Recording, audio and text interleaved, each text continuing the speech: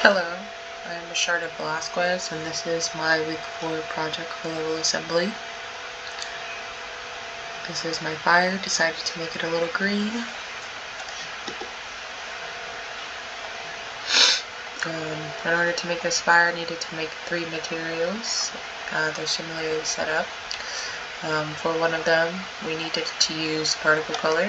This allows the particles and color to be seen within the scene. And then here we used the alpha channel and plugged it into the depth fade. The alpha channel is what allows us to use the opacity in our sprite.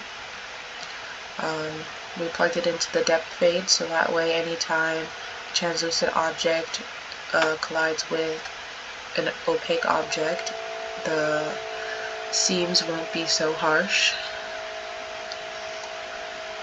and they'll disappear. We used an atlas texture so that way the images or the renderer has something to pull from. It will pull each one of these from there.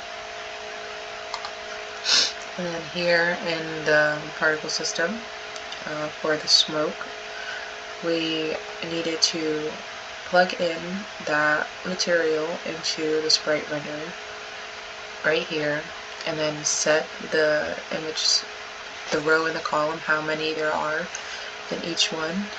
And then up here in the set UV animator, you needed to multiply that number by themselves in order to get the end frame range override.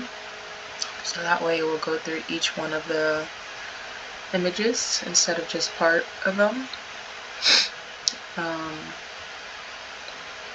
Then in order to get the particles to spawn, we needed to set the spawn rate. And then in the initialized particle, this is where we use the color, size, and lifetime for the particles. So it's lifetime, the color, and then the size, setting that to random uniform. In order to get them to have the opacity and to fade out, we made a scale color, and then we have it start off with a 1 and then make it fade out to 0, so that way it no longer shows.